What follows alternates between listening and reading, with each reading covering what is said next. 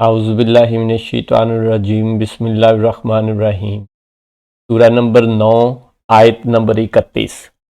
ان لوگوں نے اللہ کو چھوڑ کر اپنے عالموں اور درویشوں کو رب بنایا ہے اور مریم کے بیٹے مسیح کو، حالانکہ انہیں صرف ایک اکیلے اللہ ہی کی عبادت کا حکم دیا گیا تھا، جس کے سوا کوئی معبود نہیں، وہ پاک ہے ان کے شریک مقرر کرنے سے۔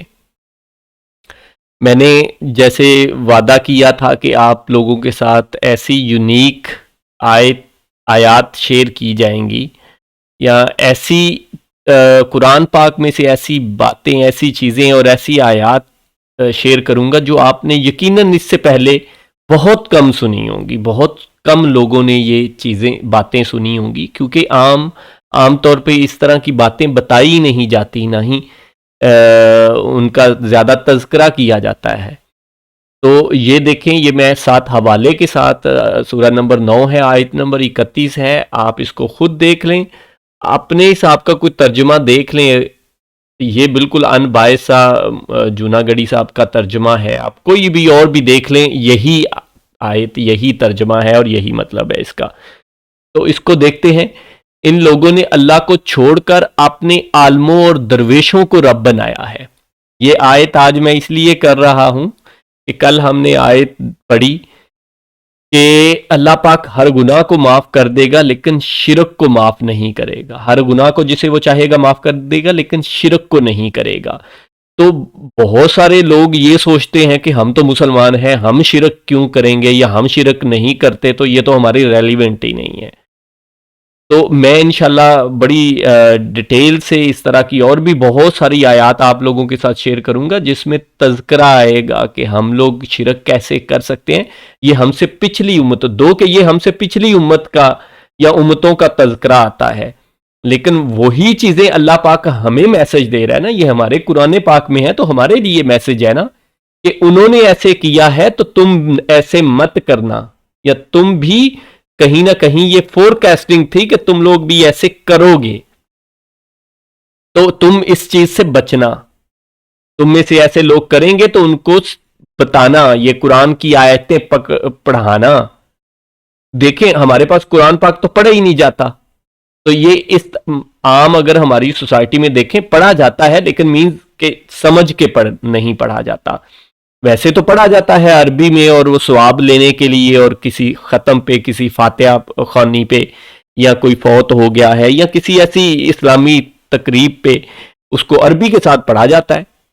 اس کو سمجھانا اور سمجھانے سے بھی بہتر ہے اس کو انسان، یہ کیونکہ ہمارا انڈیویجول معاملہ ہے، ہم نے انفرادی طور پہ اپنا جواب دینا ہے ہر چیز کا۔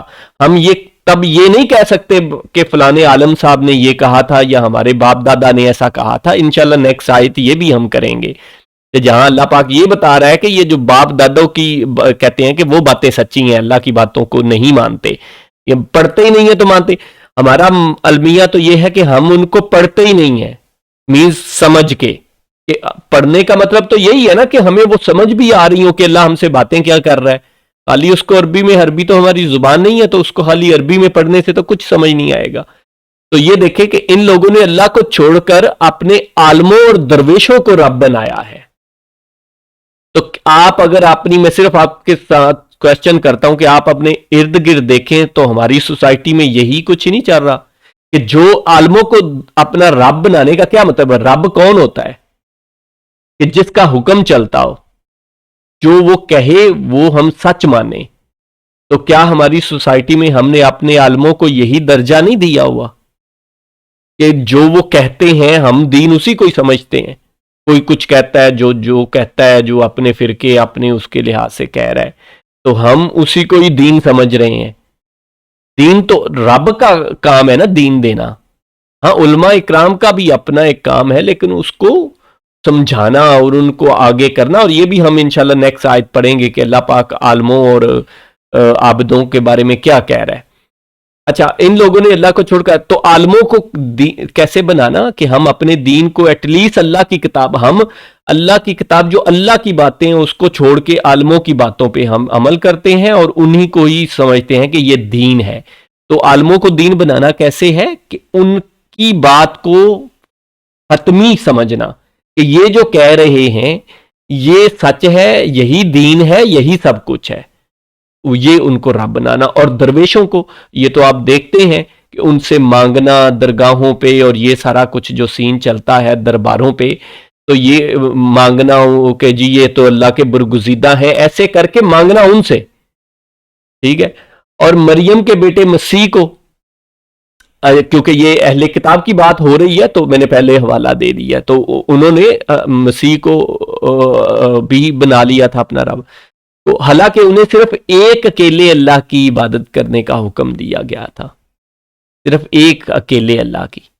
یہ نہیں ہے کہ وہ اس اللہ پہ ایمان نہیں رکھتے تھے، وہ اس اللہ پہ وہ بھی ایمان رکھتے تھے جیسے کہ ہم بھی رکھتے ہیں، لیکن انہوں نے ساتھ میں یہ کام بھی کر لیا۔ اسے ہی شرک کہتے ہیں۔ شرک کرنا کیا ہوتا ہے؟ کسی کو ساتھ میں شریک کر لینا، اس کو سمجھنا کہ یہ بھی کہیں نہ کہیں ہمارے کچھ حاجت روائی کر سکتے ہیں، ہماری داد رسی کر سکتے ہیں، ہماری دعا سن سکتے ہیں، ہماری بات آگے پہنچا سکتے ہیں۔ تو دیکھیں نا، بات سنیں گے تو آگے پہنچائیں گے نا۔ اللہ خالی اللہ سمیع و بصیر ہے، تو اللہ کے علاوہ کسی اور کو سمیع و بصیر بنا لیں تو شریک کرنا ہی ہو گیا نا۔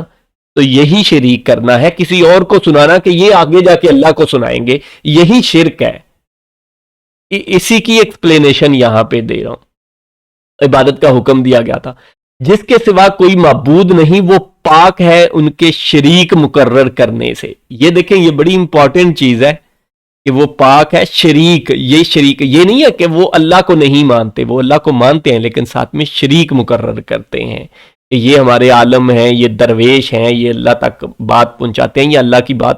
تو ہمیں اللہ وہ ضرور ہمیں سمجھائیں، ہمارے علماء سمجھاتے بھی ہیں، اور ان کا ایک منصب ہے، بہت اونچا منصب ہے، لیکن ان کو حتمی طور پہ ان کو ماننا کہ یہ دین کا جو یہ کہیں گے وہ دین ہے، یہ شرک ہے۔ خالی وہ سمجھائیں، اپنی رائے دیں، ہم ان کو سمجھیں۔ ہم نے فیصلہ کرنا ہے کہ یہ کس عالم کی بات صحیح ہے، کیونکہ ہم نے اس کا جواب ہم نے دینا ہے، ہماری جگہ پہ علماء نے نہیں دینا، یہ ہر بندے نے انڈیویجولی دینا ہے۔ جزاک اللہ خیر۔